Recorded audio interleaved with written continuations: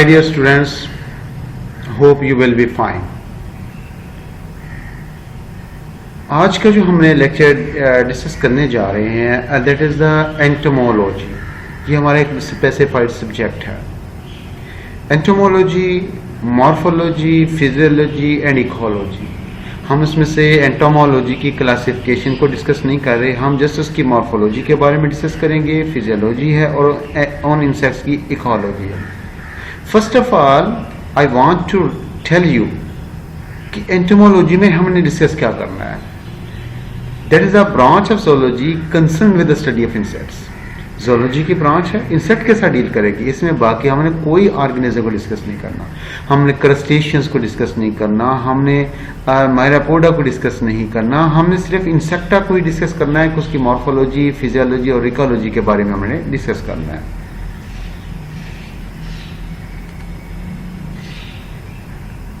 इसमें पहले general description, general introduction बताता चलूँ आप लोगों को कि जो इंसेक्ट्स होते हैं इनकी बॉडी सेगमेंटेड बॉडी होगी. हार्ड जॉइंटेड एक्सोस्केलेटन एग्जिस्ट करता है. Cuticle continuous outside the body. Hard protective covering होती है जो क्यूटिकल उसमें से होती है. जो क्यूटिकल होती है इसमें से हार्ड प्लेट्स पाई जाती हैं जिसको सेक्लिरॉइड्स कहा जाता है. यानी छोटे छोटे प्लेट्स पाए जाते हैं, एक प्लेट दूसरी प्लेट के साथ कनेक्टेड होती है. फ्लेक्सिबल जॉइंट के साथ कनेक्टेड, फ्लेक्सिबल मेम्ब्रेन के साथ कनेक्टेड होती है. उन प्लेट्स को सेक्लिरॉइड्स कहा जाता है. Linked with the cuticular membrane, यानी दो जो क्यूटिकल की उसमें प्लेट्स होती हैं, दोनों प्लेट्स के दरमियान एक फ्लेक्सिबल मेम्ब्रेन होती है. That is a flexible cuticle होती है, वो दोनों को एक दूसरे के साथ जोड़ देती है. Sometimes sclerites articulate together to give precise movement. Sometime ये भी होता है कि सेक्लिरॉइड्स आपस में आर्टिकुलेट करते हैं. आर्टिकुलेट का मतलब दे मूव ऑल टुगेदर, जिस वजह से एनिमल्स की मूवमेंट पॉसिबल हो सकती है. Each segment of the body 3 parts हैं. पहला पार्ट उसका कहलाता है डॉर्सल सेक्लिरॉइड, जो उसकी डॉर्सल साइड के ऊपर होगा. दूसरा उसके नीचे साइड पर होगा, जिसको वेंट्रल सेक्लिरॉइड कहते हैं. ऊपर वाले पार्ट्स को नाम दे दिया जाता है टर्गम का, और नीचे वाले पार्ट को नाम दे दिया जाता है स्टर्नम का. डॉर्सल सेक्लिरॉइड, वेंट्रल सेक्लिरॉइड, ऊपर वाला पार्ट टर्गम, नीचे वाला पार्ट स्टर्नम कहलाता है. अगर हम इसमें से ये बात देखते हैं कि इंसेक्ट का जो एब्डोमेन है, इंसेक्ट के एब्डोमेन के अंदर ये पार्ट्स हैं. दैट इज ये स्पायरकल है. स्पायरकल उसके ट्रैकियल सिस्टम का पार्ट है जिससे एक्सचेंज ऑफ गैसेस मुमकिन हो सकती है. ऊपर ये एक प्लेट्स पाई जाती हैं. These plates are called sclerites. ये ऊपर वाला जो प्लेट्स हैं ये सारे का सारा पार्ट उसमें से टर्गम कहलाता है. जो नीचे वाली इसमें से जो प्लेट्स होती हैं ये सारे का सारा स्टर्नम कहलाता है. और स्टर्गम और स्टर्नम आपस में लेटर साइड के ऊपर एक मेम्ब्रेन से कनेक्टेड होते हैं. This membrane is called the pleural membrane, इसको नाम दिया जाता है. और यहाँ से ओविपोजिटर है और इसमें से सिरकस पाया जाता है. ये हमको डिस्कस करें कि ये इसके सेंसरी स्ट्रक्चर्स होते हैं या ये ओविपोजिटर का क्या फंक्शन होता है, या अभी हम इसके फंक्शन की तरफ नहीं जा रहे. जस्ट मैं उसकी मॉर्फोलॉजी को आप लोगों से शेयर कर रहा हूँ.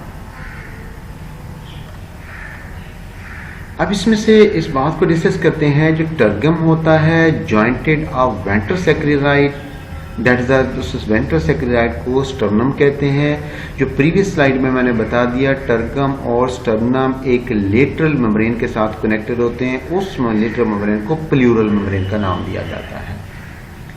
जो उसमें से sternopleura region of the side are jointed appendages. Jointed appendages के ऊपर ये उसके साइड पे पाया जाने वाला पार्ट है जिसको कहते हैं स्टर्नोप्लूरा. In insects, segments groups into the 3 regions. Segments आपस में ग्रुपिंग करते हैं. उनकी ग्रुपिंग के बाद उससे बॉडी के टिपिकल 3 रीजन्स बनते हैं. फर्स्ट जो रीजन कहलाता है दैट इज हेड कहलाएगा, सेकंड वन थोरैक्स कहलाएगा, थर्ड वन इसमें से एब्डोमिनल रीजन इसमें से कहलाता है. टिपिकली जो वॉकिंग लेग्स होती हैं ये हमेशा ये 3 थोरैसिक सेगमेंट से ही निकलती हैं, उसी का पार्ट ही होती हैं. ना ये हेड का पार्ट है, ना ये पार्ट उसका होगी एब्डोमेन का पार्ट होगी. ये थोरैसिक रीजन का पार्ट होते हैं जो 3 पेयर्स ऑफ वॉकिंग लेग्स हैं. अदर अपेंडेजेस की बात नहीं कर रहा. अब इसमें से ये टिपिकल इंसेक्ट्स है. Look here, this is antenna. ये एंटीना है. इसमें पेयर्ड एंटीना पाया जाएगा, ये सेंसरी सेल ऑसिकल्स पाए जाते हैं, ये इसकी कंपाउंड आई होंगी और ये इसके माउथ पार्ट्स यहाँ पर मौजूद होते हैं। This is the head region, ये इसका थोरैसिक रीजन है जो ग्रीन से रिप्रेजेंट है। ये 3 पेयर ऑफ जॉइंटेड अपेंडेजेस से इमर्ज होती हैं और ये इसका जो पार्ट्स है this is the abdominal region. ये एब्डोमिनल रीजन के साथ ये छोटे छोटे आप लोगों को इसकी लेटर साइड के ऊपर छोटे स्पोर्स नजर आते हैं। These are the spiracles are the opening of the tracheal system, जिसके जरिए इसकी बॉडी के अंदर एक्सचेंज ऑफ गैसेस होती है। इसमें रेस्पिरेटरी सिस्टम ट्रैकियल सिस्टम है, ट्यूबुलर हॉलो ट्यूबुलर सिस्टम है और in spite of this terminal part cercus के अंदर होता है, जहाँ से स्टिंगुलर स्ट्रक्चर है जो कि सेंसरी नेचर है, यहाँ से उसके रिप्रोडक्टिव ऑर्गन्स इसके अंदर मौजूद होते हैं। इस तरह से एक टिपिकल इंसेक्ट के ये मॉर्फोलॉजी मैंने आप लोगों से डिस्कस की है। Head appendages are modified for, जो हेड के ऊपर अपेंडेजेस पाए जाएंगे ये वॉकिंग लेग्स नहीं है, ये अदर अपेंडेजेस हैं। अपेंडेजेस कहते हैं द पार्ट और या उसमें any extension from the body, इसका अपेंडेजेस ये सेंसरी नेचर है, फीडिंग पर्पसेस के लिए इसको यूज किया जा सकता है। Abdominal segments they are lost exceptionally are modified as a genitalia. Abdominal segment they are lost exceptionally, ये केसेस है कि जेनिटेलिया के अंदर मॉडिफाई हो जाते हैं। Some pregenital appendages are retained like in arthropods, arthropods के अंदर, और जो प्रीजेनिटल अपेंडेजेस हैं वो उनकी लाइफ का हिस्सा रहते हैं, उसकी बॉडी के साथ होते हैं। आउटर जनरल बॉडी प्लान को देखा जाए, इसकी आउटर क्यूटिकल है, आउटर क्यूटिकल वो हार्ड हो जाती है मैं बहुत से रीजन के ऊपर, इसमें से उसका हम कहते हैं टैनिंग प्रोसेस है, टैन हो गई है, वो हार्ड हो गई ताकि उसमें से एक्सटर्नल इन्वायरमेंटल कंडीशन से बचा जा सके, कहीं ऐसा ना हो कि उसकी उस एक्सोस्केलेटन के अंदर कोई पैरासाइट बोर करने के बाद पेनिट्रेट हो जाए। और इसमें से ये these region separated by the joints, इसमें एक्सोक्यूटिकल मिसिंग होती है, ये जो रीजन इसके होते हैं वो आपस में जॉइंट से सेपरेटेड होते हैं। Cuticle remain membranosus, flexible and often folded. These articuticular membranes facilitate movements between the adjacent saccharoids. जो जब हमने कहा कि जो उसमें से क्यूटिकुलर मेम्ब्रेन है ये फोल्डेड भी हो सकती है, फ्लेक्सिबल भी हो सकती है, दो सैक्रोइड्स के दरमियान जो फोल्डेड मेम्ब्रेन होगी जिसकी वजह से इसकी जो एब्डोमिना कभी आपने वेस्ट का देखा होगा जो वाटर के ऊपर बैठी होती है तो इस आपको ऐसे नजर आता है उसके एब्डोमिन ऐसे ऐसे मूव का स्लो मूव करता है, तो उसके जो आपस में जो सेगमेंट्स के दरमियान जो सैक्रोइड्स होती हैं वो फ्लेक्सिबल होती हैं, वो मूव कर रही होती हैं। At appendages joints movements are restricted by the development of one or two contiguous points. जो contiguous points होते हैं, adjacent points होते हैं, उनकी वजह से दो से ज्यादा restricted point के दरमियान जो उसकी जो movements होती है वो restrict हो जाती है, रुक जाती है। यानी उसमें से जो adjacent जो points होते हैं two sacroilids के दरमियान वो hard हो जाते हैं, इस वजह से वो दो जो hard होने के बाद वो आपस में move नहीं कर सकती। मोनोकोंडाइलिक जॉइंट्स, मोनोकोंडाइलिक जॉइंट्स उन जॉइंट्स को कहा जाता है जिनका वन आर्टिकुलेटरी सरफेस मौजूद होगी। Here movements is partially rotatory, एक आर्टिकुलेटिंग सरफेस है, मूवमेंट उसमें रोटेटरी है, वो रोटेट करती हैं, सर्कल के अंदर रोटेट करती हैं। Articulating of antenna at the head, ये भी देखें एंटीना की जो मूवमेंट साइड के ऊपर एंटीना फिक्स नहीं होते लेकिन एंटीना उसको रोटेट करते रहते हैं ताकि वो सेंसरी नेचर होते हैं उसे आइडिया हो जाए। कुछ इंसेक्ट जो इसके बाकी जॉइंट्स होते हैं this is the dicondylic joints, most joints dicondylic हैं, उसकी more than one articulating surfaces होती हैं, उसकी टू आर्टिकुलेशंस हैं, उसकी वन नहीं है। जॉइंट्स ऑपरेट लाइक हिंज, इनकी ये जो इसमें डाइकोंडाइलिक जॉइंट्स होते हैं हिंज की तरह काम करते हैं। हिंज का आपको पता है जैसे डोर का ये जैसा ये हम इसमें से कहते हैं ये हमारे हिंज जॉइंट्स हैं, यानी इसमें से ये एक डायरेक्शन मूवमेंट्स है, ये दूसरी डायरेक्शन मूवमेंट्स है, ये हिंज जॉइंट का काम इसमें से होता है। ये जो डायग्राम के अंदर इसमें रिप्रेजेंटेड किया ये एंटीना है और ये उसके हेड के साथ कनेक्टेड होता है, यहाँ से इसका एक नोब स्ट्रक्चर जिस तरह हमारे ये जॉइंट्स हैं बॉल एंड सॉकेट ये भी रोटेटरी जॉइंट्स की तरह काम करते हैं। तो इनके जॉइंट्स भी जो एंटीना के जॉइंट्स हैं जो हेड रीजन के ऊपर पाए जाते हैं they are rotatory in nature. Metamerization, development of metameric segments is called the metamerization. Metameric segment basically उन सेगमेंट को कहा जाता है, मेटामेरिज्म उस प्रोसेस को कहा जाता है जिसमें से सेगमेंटेशन एक्सटर्नल और एज वेल इंटरनल पाई जाती है, that is called the metameric segmentation. इस प्रोसेस की डेवलपमेंट को मेटाबॉलिज्म कहा जाता है। Phenomena having a linear series of the body segment fundamentally similar in structure. Not all entirely segments are alike in any single life form because some of them perform the special function. But insect के अंदर जब हम इसको define करते हैं, ये एक ऐसा फिनोमेना है जिसमें जो बॉडी के सेगमेंट्स होते हैं वो लीनियर फॉर्म में लंबाई के रुख सारे उसमें से अरेंज हो जाते हैं। ये सारे सेगमेंट फंडामेंटली एक जैसे नहीं होते और वो स्पेशल फंक्शन को परफॉर्म करने के लिए स्पेसिफाइड भी हो जाते हैं। In animals metameric segment are refer to as somites or the metameres. Animals के अंदर इसको मेटामियर्स या सोमाइट्स का नेम दिया जाता है। Tagmatization, tagma is a specialized grouping of multiple segments or metameres into a coherently functional morphological unit for performing a specific task. टेगमा ये होता है कि उसके जो मल्टीपल सेक्युलराइड से सेगमेंट्स होते हैं वो आपस में मजबूती से जुड़ने के बाद एक उसमें से यूनिट बना लेते हैं। वो यूनिट जो होता है उस बॉडी का, उस ऑर्गेनिज्म के लिए वो स्पेसिफाइड टास्क परफॉर्म करता है। इस फिनोमेना को हम टेगमेटाइजेशन का नाम दे देते हैं। Familiar examples are the head, thorax and the abdomen of the insects. जो head होता है उसका specified function है, जो thorax होता है वो multiple segment के combine होने से coherently बनता है और जो abdomen होता है वो भी multiple segment आपस में मजबूती से जुड़े हुए होते हैं और ये उसका एक टेगमा कहलाता है। ये उसका एक टेगमा कहलाएगा। हेड एक टेगमा है, abdomen एक टेगमा है और उसका thoracic region एक टेगमा कहलाता है। Familiar examples are the head, thorax and the abdomen of insects. ये टेगमा, ये इसके 3 टेगमा कहलाते हैं। The segments within a tegma may either fused, such as the head of the insects, are so jointed as to be independently movable, such as in the abdomen of the most insects. अब इसमें ये हो सकता है टेगमा के अंदर जो multiple segments हो सकते हैं वो मल्टीपल सेगमेंट फ्यूज होकर एक यूनिट बना लेते हैं। जैसे कि हेड है इंसेक्ट्स का, जो उसमें से मल्टीपल उसके जो टेगमा होता है वो कंबाइन तो हो जाते हैं लेकिन वो इंडिपेंडेंटली मूव होते हैं। जैसे कि उसके एब्डोमिनल सेगमेंट्स हैं वो मल्टीपल होते हैं, हर एक सेगमेंट में मल्टीपल सेक्युलराइड्स हैं, वो सारे आपस में मूव करने के काबिल होते हैं। यहां से इसमें से देखें जिसके टेगमा को रिप्रेजेंट किया गया हेड है, इसके कोहेरेंट फैशन में इसमें कितने सेगमेंट थे, कितने टेगमा थे, सारे फ्यूज हो गए। सेगमेंट फ्यूज होने के बाद उन्होंने इंडिपेंडेंट हेड बना दिया। और इसका थोरेसिक रीजन है, इसके अंदर भी मल्टीपल सेगमेंट फ्यूज होने के बाद एक इंडिपेंडेंट स्ट्रक्चर बना लिया तो इसका थोरेसिक रीजन भी ऐसा कहलाएगा। इसके साथ जो एब्डोमिनल सेगमेंट है these are the secular plates, ये सारी इंडिपेंडेंटली मूवेबल है। इसकी वजह से इनके जो सेगमेंट्स हैं ये फ्यूज नहीं हुए, ये सेगमेंट नंबर या काउंट किए जा सकते हैं। उसमें हेड के या थोरेसिक रीजन के काउंट नहीं किए जाते, एब्डोमिनल रीजन के काउंट किए जाते हैं। और ये सारे फ्लेक्सिबल मेम्ब्रेन के जरिए इसमें से फ्लेक्सिबल होते हैं, ये मूव कर सकते हैं। और ये उसमें से हनी बीज की एग्जाम्पल यहाँ से कोट की गई जो कि क्लास इंसेक्टा से बिलोंग करती है।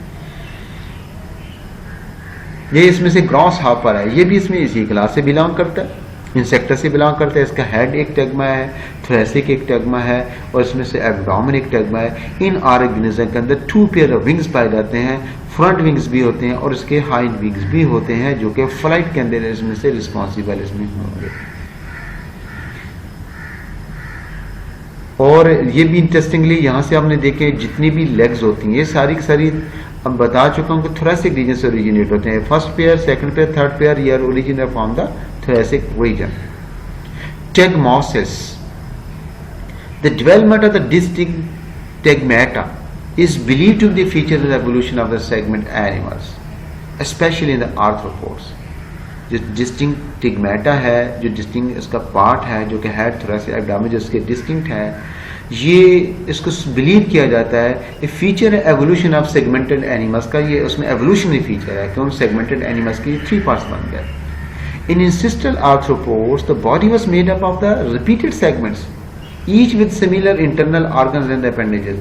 और ancestral arthropods के अंदर उसमें से बॉडी रिपीटेड सेगमेंट से बनी होती थी। हर एक जो सेगमेंट होता था उसके अंदर इंटरनल ऑर्गन्स और appendages सब के अंदर सिमिलर थे, एक जैसे थे। जो बाद में स्पेशलाइजेशन हुई है वो बाद में इसके अंदर हुई है। One evolutionary trend is the grouping together of some segment into large units, the tegmata. कुछ evolutionary trend ये भी था कि उसमें से कुछ segments थे उसको कंबाइन कर लिया, उसको ग्रुप कर दिया, ये सारे सेगमेंट इकट्ठे होकर ये एक पार्टिकुलर टेग्मा बनाएगा। जैसे कि एब्डामन के 5-7 सेगमेंट्स हैं, वो आपस में इकट्ठे होकर एक टेग्मा बनाता है। Evolution process of grouping is called tagmosis और टेग्मेटाइजेशन। और टेग्मोसिस क्या कहते हैं? ये evolutionary process of grouping of such segment is called tagmosis और टेग्मेटाइजेशन कहते हैं। The first and the simplest stage was a division into a tegmata। जो सबसे पहले था वो tegmata के अंदर फर्स्ट इसकी डिवीजन को रिप्रेजेंट किया जाता था। एन इंटीरियर हेड जिसको सेफलॉन कहा जाता है, सेफल हेड का, सेफल का मतलब हेड होता है, एंड पोस्टीरियर ट्रंक उसको कहा जाता है। Head contain the brain and carry sensitive feeding appendages. और जो हेड रीजन है इसके अंदर ब्रेन भी मौजूद होगा, क्योंकि इसका ब्रेन से इसका सेंट्रलाइज सिस्टम है, तो ब्रेन होगा वो सारी इंफॉर्मेशन को कलेक्ट करके आगे कन्वे करता है, और इसके ऊपर फीडिंग के लिए और सेंसरी ऑर्गन भी हेड के ऊपर ही सारे मौजूद होते हैं।